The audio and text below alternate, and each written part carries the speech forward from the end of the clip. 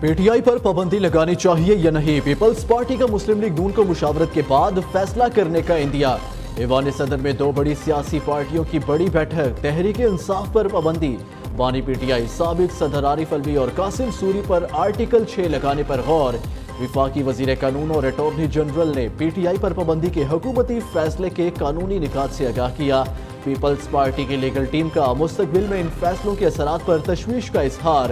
دونوں جماعتوں کے درمیان پی ٹی آئی سے متعلق تمام فیصلے اتفاقی رائے سے کرنے پر اتفاق طے پا گیا۔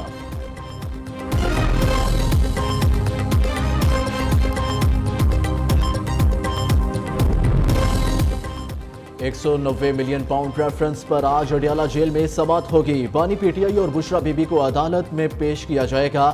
سماعت احتساب عدالت کے جج محمد علی وڑائچ کریں گے۔ پرویز خٹک، اعظم خان اور زبیدہ جلال کے بیانات پر وکلاء کی جانب سے جرح کی جائے گی۔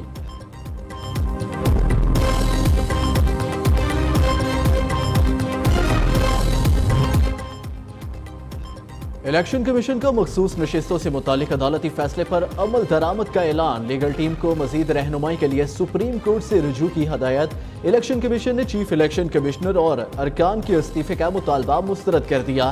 چیف الیکشن کمشنر سکندر سلطان راجہ کی زیر صدارت اجلاس کا اعلامیہ جاری۔ کمیشن نے کسی فیصلے کی غلط تشریح نہیں کی۔ پی ٹی آئی کے انٹرا پارٹی الیکشن کو درست قرار نہیں دیا۔ اعلیٰ عدلیہ نے انٹرا پارٹی انتخابات پر الیکشن کمیشن کے فیصلے کی توثیق کر دی۔ سپریم کورٹ میں سنی اتحاد کونسل اپیل میں آئی۔ پی ٹی آئی اس کیس میں election commission, Peshawar high court, supreme court کہیں بھی فریق نہیں تھی۔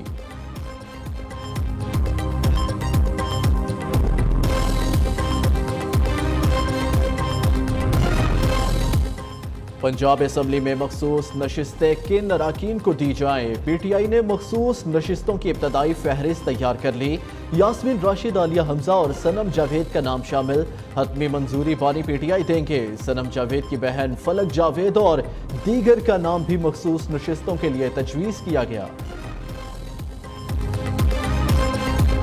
میں حیران ہوں جب یہ سپریم کورٹ کا ڈیسیجن آیا جس میں انہوں نے وہ کچھ بھی عطا کر دیا جو مانگا ہی نہیں گیا تھا ان سے۔ سپریم کورٹ کے ان ججز نے آئین کو ری رائٹ کیا ہے۔ آئین کیا کہتا ہے؟ مطلب عقل نہیں مانتی ان فیصلوں کو، عقل نہیں مانتی ان چیزوں کو۔ میں سپریم کورٹ کے ججز سے یہ عرض کرنا چاہتی ہوں کہ چلنے دو اس ملک کو۔ جو ابھی سپریم کورٹ کا ڈیسیجن آیا یہ ڈی سٹیبلائزیشن کی کوشش نہیں ہے تو اور کیا ہے؟ جس شخص کو آپ واپس لانا چاہتے ہو وہ شخص اس قوم کا مجرم ہے۔ کیوں جیل میں بند ہوئے سال ہوا؟ اپنی حرکتوں کی وجہ سے ہوا ہے۔ آپ نے جو جرم کیے ہوئے وہ پوری قوم نے ٹی وی پہ دیکھا ہے۔ سپریم کورٹ کا فیصلہ حیران کن، ججز ملک چلنے دیں، فیصلے ضمیر نہیں آئین کے مطابق ہونے چاہیے۔ وزیر اعلیٰ پنجاب کی عدالتی فیصلے پر کڑی تنقید۔ قوم کے مجرم کو لانے کے لیے آئین ری رائٹ کیا گیا۔ کہا گیا 15 دن میں پی ٹی آئی میں شامل ہوں، جو مانگا نہیں وہ عطا کر دیا گیا۔ مریم نواز کا تقریب سے خطاب، کہا چند افراد کا ٹولہ ایسے فیصلے کرتا ہے جس سے ملک رک جاتا ہے۔ یہ کون لوگ ہیں جنہیں ترقی اچھی نہیں لگ رہی؟ حکومت 5 سال پورے کرے گی، کسی نے رکھ نہ ڈالا تو آہنی ہاتھوں سے نمٹا جائے گا۔ اب مزید برداشت نہیں کریں گے اور نہ کرنا چاہیے۔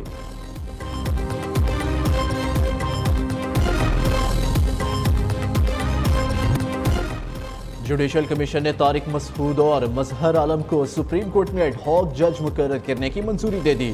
کمیشن نے 1 سال کے لیے 2 ناموں کی منظوری دی۔ جسٹس ریٹائرڈ سردار طارق مسعود کے نام پر جسٹس منیب اختر کے علاوہ کمیشن کے تمام ارکان نے اتفاق رائے کیا۔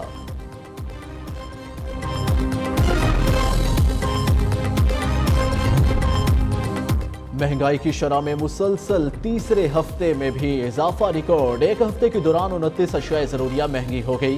مہنگائی کی سالانہ مجموعی شرح 24.36% ہو گئی۔ 29 اشیاء ضروریہ مہنگی، صرف 5 کے نرخ کم ہوئے۔ ایک ہفتے کے دوران چکن فی کلو 38 روپے 29 پیسے مہنگا ہوا۔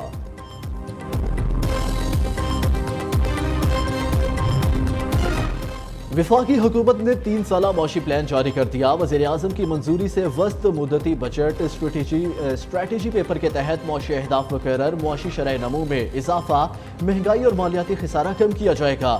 ایف بی آر کی ٹیکس وصولیوں اور نان ٹیکس آمدنی میں اضافہ کیا جائے گا۔ 3 سال میں معاشی شرح نمو 5.5% تک بڑھائی جائے گی۔ مالی سال 2027 تک اوسطاً مہنگائی کا ہدف 7% مقرر کیا گیا ہے۔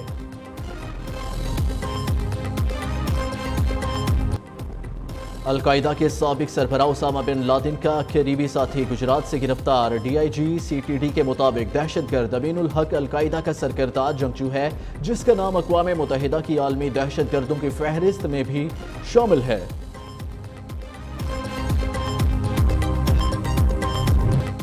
اندھیر نگری چوپٹ راج 8 سے 10 روپے والی بجلی عوام کو 77 روپے 15 پیسے فی یونٹ میں پڑنے لگی۔ صارفین کیپیسٹی پیمنٹ چارجز، ٹیکس اور ڈیوٹیز کے جال میں پوری طرح پھنس گئے۔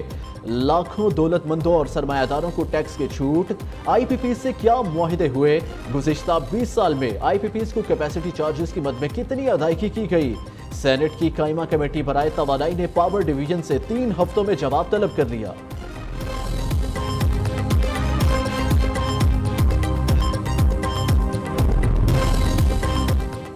بجلی کے موجودہ ریٹ پر صنعتیں نہیں چل سکتی۔ بجلی پیدا کرنے والے اکثر پلانٹ بند لیکن ادائیگیاں جاری ہیں۔ بجلی کی اصل قیمت 30 روپے لیکن 60 روپے فی یونٹ وصول کیے جا رہے ہیں۔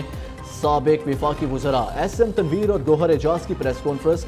مہنگی بجلی کے باعث 40 ٹیکسٹائل ملز بند، 40,000 مزدور بے روزگار ہو گئے۔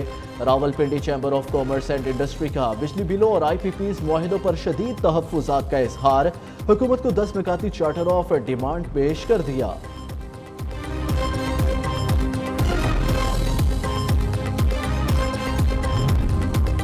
پنجاب کے بیشتر اضلاع میں آج موسلادھار بارشوں کا امکان۔ ترجمان PDMA کا کہنا ہے لاہور، سیالکوٹ، نارووال، گجرانوالہ، فیصل آباد اور راولپنڈی میں مونسون بارشیں ہوں گی۔ پنجاب کے دریاؤں میں پانی کا بہاؤ نارمل لیول پر ہے۔ دریائے سندھ، چناب، راوی، جہلم اور ستلج میں پانی کا بہاؤ نارمل لیول پر ہے۔ جو بائیڈن کی اپنی انتخابی مہم بحال کرنے کی منصوبہ بندی شروع۔ دوبارہ صدارتی انتخاب لڑنے سے بائیڈن کو روکنے کی مہم بھی تیز۔ کیملا کے لیے ڈونرز کو بائیڈن کی جیت کی یقین دہانی کرانا دشوار۔ اکثر ڈیموکریٹس کا خیال ہے کہ کیملا ہیرس ہی بائیڈن کی متبادل ہوں گی۔ امریکہ کی نائب صدر کیملا ہیرس نے 300 ڈیموکریٹ ڈونرز سے گفتگو کی۔ کیملا ہیرس نے ٹرمپ پر تنقید کی، پروجیکٹ 2025 کے خطرے کا بتایا۔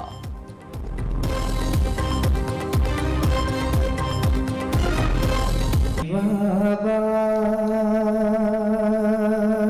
کی لاڈلی ہوں میں، مجھ کو پردیس میں رلاؤ نا،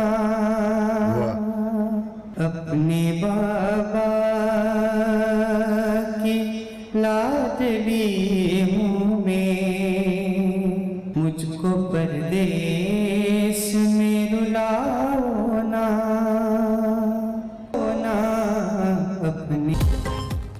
اور ملکی تاریخ میں اپنی نوعیت کا منفرد پروگرام نیو نیوز کی خصوصی نشریات انا من الحسین کوارٹر فائنل مرحلے میں داخل۔ 13 محرم بروز ہفتہ پہلے کوارٹر فائنل میں توسل مہندی اور آل حسن اپنی حاضری پیش کریں گے۔ منقبت سلام، مرثیہ اور نوحہ پڑھنے والوں کی تربیتی نشستوں کا سلسلہ بھی جاری۔ دیکھتے رہیے پروگرام انا من الحسین روزانہ دوپہر 1:03 پر صرف نیو نیوز پر۔